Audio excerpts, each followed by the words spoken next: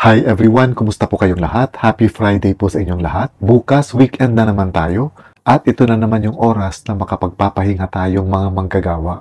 Mainit pa rin na pinag-uusapan si Diwata sa social media. Iba't ibang mga komento ang sinasabi tungkol kay Diwata. Merong mga nagsasabi ng hindi maganda, lalong-lalo na tungkol sa pag-uugali daw niya. At meron namang mga nagsasabi rin na naging inspirasyon nila si Diwata. Ako naman personally, palagay ko wala akong karapatan husgahan si Diwata dahil unang-una, hindi ko pa naman nakikita yung pwesto niya. Pangalawa, hindi ko pa natitikman yung pares niya. At pangatlo, hindi kami magkakilala ng personal ni Diwata para mahusgahan ko kung ano talaga yung pag-uugali niya.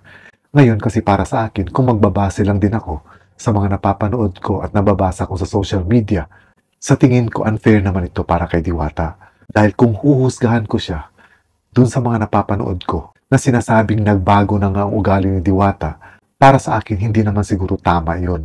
Dahil unang-una, yung mga videos na kung saan karamihan ang pinapakita nila ay ang hindi magagandang inasal di umano ni Diwata sa kanyang mga supporters, ay hindi naman kasi buo yung mga video. Kumbaga, mga seconds lang yung mga videos. So maaaring putol or maaaring sadyang in-splice para mahaluan ng intriga. And at the same time, para na rin makuha ang interest ng mga viewers. So para sa akin, kaya totoo man ito o hindi, pero dahil hindi kumpleto yung information, dahil hindi ko pwedeng husgahan ng isang tao sa ilang seconds lang na video. Anyway, kanina sa live ni Diwata sa kanyang Facebook page, na Diwata Pares Over Fans page, may mga narinig akong magagandang sinabi niya, lalong-lalo na tungkol sa mga bashers niya at yung pananaw niya sa buhay bilang isang tao na hindi niya inaakala na mararating niya yung ganitong kasikatan sa buhay niya. So panoorin muna natin ito. Shoutout pala sa lahat ng bashers na nanonood niya sa ating live. Shoutout sa inyong lahat. Sa mga nanditong basher na mga nagja-judge, nanghusga, isa lang nasabi ko sa inyo. Diyos lang ang may karapatan manghusga, hindi po tayong tao. Siya po ang may karapatan, siya lang po yung authorized para husgan po ang isang tao, hindi po kayo mismo, mga tao lang po tayo. Yun lang, ha? Shoutout sa lahat ng basher. Pabati po, madam, birthday ko ngayon. Salamat po, proud LGBTQ. Shoutout and happy birthday, Justin. Justin Kaadoy. Shoutout and happy birthday sa iyo. Ay, Kaabay. Justin Kaabay, shoutout and happy birthday sa iyo. Lilipas din yan. Alam mo kasi mga bakla sa comedy bar, pag nag-happy birthday, pag nagpabati ka ng happy birthday, ganyan ang ganyan ang sinasabi, lilipas din yan. Tanongin mo mga komedyante yung bakla, nung ko nagaya yan. Alam mo, sinabi ko na to, as long as na hindi ko kayo inaagrabyado, as long as na hindi ako nang down ng kapwa ko, tuloy lang po ang laban. Diba? Paulit-ulit itong sinasabi, pag dumating sa point na wala nang kumain sa parisan ko, it's okay. Maghanap ulit ng panibagong racket. Ganun talaga eh. Wala naman permanente sa mundo. Walang kasikatan na permanente. Walang kayamanan na permanente. So lahat po may hangganan. So good luck po sa atin. At syempre ako naman bilang isang may-ari ng Diwata Pares, ginagawa ko naman lahat para magtagumpay at ma-improve. Pero pag dumating sa point hanggang doon na lang, it's okay. Wala namang problema. At least diba na-try ko yung dream ko sa buhay, yung pangarap natin. So sana ganun din kayo. Ito lang po ang ating account, Diwata Pares Over Fan Page. Mayroon tayong 1 million followers up as of the moment. Tapos yung ibang mga fake account, marami kasi nagkalat dito sa Facebook na fake account. Hindi po ako yan. Yung iba kasi nagagamit man ng hindi maganda yung ating account. Kaya maging aware po sana tayo. So mag-ingat po tayo. Kasi ginagamit na nila tayo ng hindi maganda. Nagagamit na tayo sa hindi magandang gawain. So, maging aware lang po tayo. Tulad lang po na nag-post na naniningil po ako ng 1.5 para sa magpa-picture. Fake account yan. Magsama kayo dito ng siningil ko ng 1.5 sa parisan ko. Iharap mo sa akin dahil magbibigay ako ng rewards. Ibibigay ko yung bigay sa akin ni Madam Rosmar na pera kapag may naiharap kayo na isa na siningil ko ng 1.5 para lang magpa-picture. Kaya gusto ko lang sabihin sa inyo na fake account. Pero wala naman akong pakialam kung hindi kayo maniwala. Sinasabi ko lang. At saka ako yung taong hindi umasa sa mga ibang tao para magtagumpay sa buhay. Tumayo po tayo sa sariling paa natin.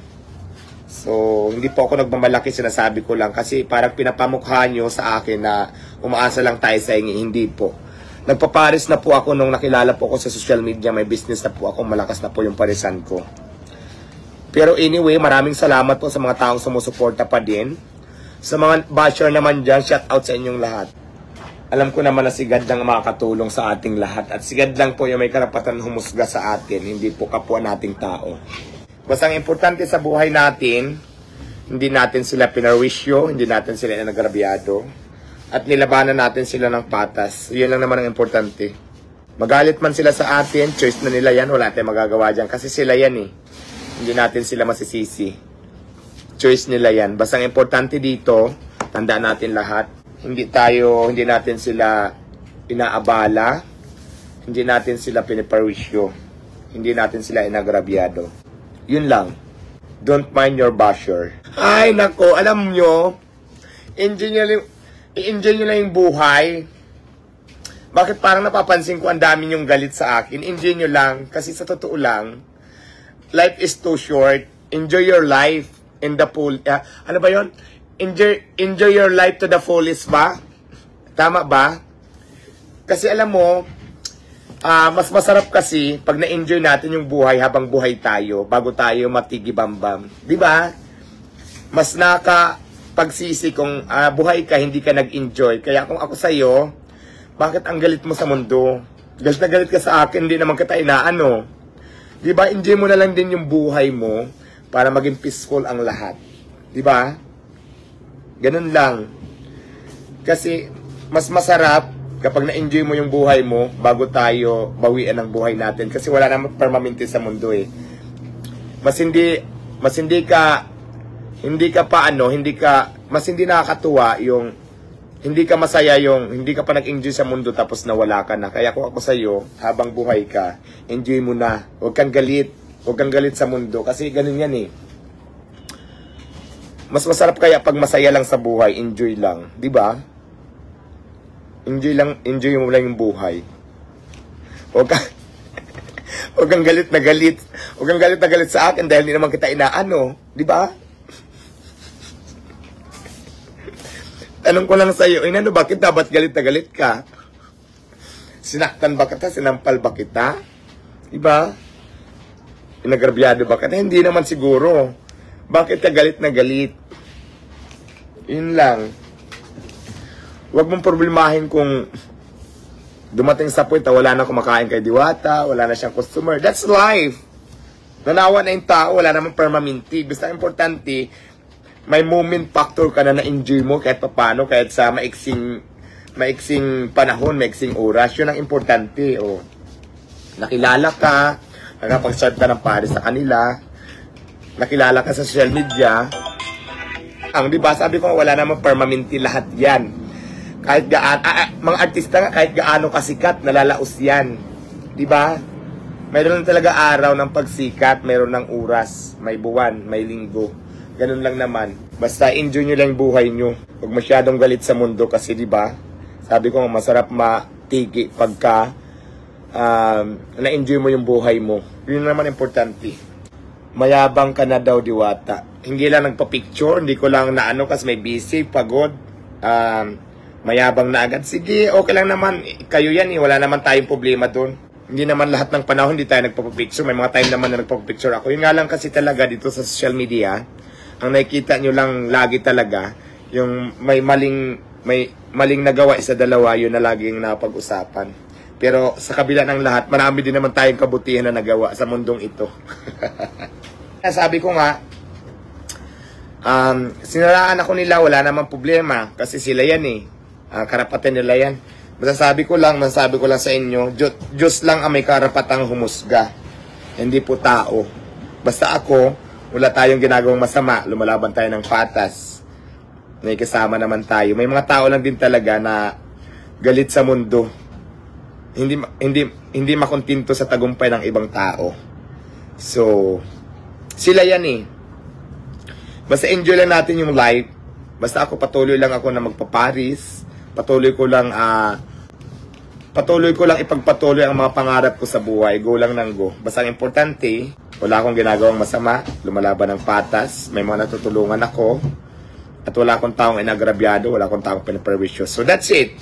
Bago pa naman nila ako puntahan dito, may parisan na ako, bago pa naman din ako makilala. Talagang nagsumikap talaga ako, tumayo ako sa sarili kong paa. Kasi itutuloy lang natin yung kabutihan at lahat ng pangarap natin sa buhay. Sabi nga nila, don't mind your basher. Maraming salamat po and God bless sa ating lahat. Spread loves, mwah mwah mwah. Bye! Dito sa video na ito, isa sa mga nagustuhan ko sa mga sinabi ni Diwata ay yung tungkol sa buhay. That life is short, sabi niya, and we have to live it to the fullest. Kumbaga, minsan lang tayo mabuhay sa mundong ito, so mas maganda na gamitin natin ito ng lubusan. Kumbaga, huwag tayong mamuhay sa galit dahil nga maiksi lang yung buhay natin. Maganda yung sinabi niya na mamuhay tayo na walang galit sa katawan natin. I-enjoy natin yung bawat minuto na buhay tayo. Dahil nasabi nga niya, mahirap yung mawawala tayo sa mundo na punong-puno tayo ng mga sama ng loob, punong-puno tayo ng galit, lalong-lalo na sa mga kapwa natin. At katulad nga ng sinasabi niya, hindi rin niya maintindihan kung bakit may mga taong galit sa kanya na wala naman siyang ginagawa dito sa mga taong ito. Kumbaga, nahuhusgahan agad siya dahil lang sa mga viral videos na hindi naman natin alam ang totoong kwento. Kumbaga, hindi buo yung mga videos na kumakalat. Ito rin ang dahilan kung bakit para sa akin, hindi ko pwedeng husgahan si Diwata. Maganda rin yung sinabi niya na ang tagumpay ng isang tao ay kadalasan hindi permanent. Kumbaga, parang temporary lang. Kumbaga, parang pwedeng pinapatikim ka lang ng tadhana, ng ginhawa sa buhay. Katulad nga ng sinabi ni Diwata, hindi siya natatakot kung anytime biglang hihina na yung kanyang negosyong parisan. Ang importante sa kanya, natikman niya kung paano magkaroon ng kahit papano ay matatawag nating maginhawang buhay. Maganda yung ganong outlook. Kumbaga, hindi siya natatakot na baka biglang bumagsak yung negosyo niya. Dahil sabi nga rin niya dati, ano pang ikakatakot niya? Yung pinakalugmok na parte ng buhay niya na napagdaanan na niya. So kung babalik mo siya sa ganon, hindi na ito magiging bago pa para sa kanya. Maganda rin yung acceptance niya sa maaaring kahihinat na later on ng buhay niya. Kumbaga, ang gusto lang gawin sa ngayon ni Diwata ay yung kasabihang strike while the iron is hot. Habang mainit na mainit, yung negosyo niya, pati na yung personalidad niya, papakinabangan niya ito ng gusto. Habang marami pang nagkaka-interest sa kanya. Sabi nga nila, good or bad, it's still publicity. So the more na pinag-uusapan siya, kaya magaganda man ito or hindi magaganda, ang sinasabi tungkol sa kanya, as long as pinag-uusapan pa siya, ibig sabihin nun, relevant pa siya. Kumbaga, sikat pa siya. Mas nakakatakot kung hindi na siya pinag-uusapan. Kumbaga, dinidedma na siya. Dahil ito ng senyales ng downfall ng kanyang negosyo at ng kanyang karir. Pero sa ngayon, sabi nga niya, ini-enjoy niya lang ang bawat moment na nangyayari sa kanya sa araw-araw. At hindi siya gaano nagpapa-apekto sa mga bashers niya. Maganda kung ganito yung outlook ni Diwata. Kumbaga, para sa kanya, as long as wala siyang inaagrabyado, as long as wala siyang tinatapakang tao, as long as kumakayod siya para lumago pa yung buhay niya, alam niya sa sarili niya na tama lang yung mga ginagawa niya. Which is also good for him. Kesa namang intindihin niya yung mga bashers niya na maaaring makakasira ng mood niya araw-araw at maaapektuhan lahat. Pati yung mga, hindi lang yung negosyo niya, pati yung kanyang mga endorsements, yung kanyang acting career, etc. Marami na kasi nangyayari sa buhay niya ngayon. But nevertheless, I still hope na sana hindi nga siya magbago, na sana mananatili siyang humble at mapagkumbaba, na hindi palalakihin ng tagumpay ang kanyang ulo. So for me, instead na bantayan ko yung anumang sinasabi nilang maling nagagawa ni Diwata, iniintindi ko na lang din dahil unang-una nga, tao lang din si Diwata at walang taong perpekto. Bawat tao, merong kahinaan at may mga nagagawang pagkakamali. But as long as wala siyang nilolokong mga tao, wala siyang tinatapakang mga tao, wala siyang sinasaktan ng mga tao, for me, kahanga-hanga pa rin ang nangyayari ngayon sa buhay ni Diwata. And this is all for now mga kaibigan. I hope we will have a peaceful weekend tomorrow. Ingat po kayo lagi. Amping mo kanunay and God bless.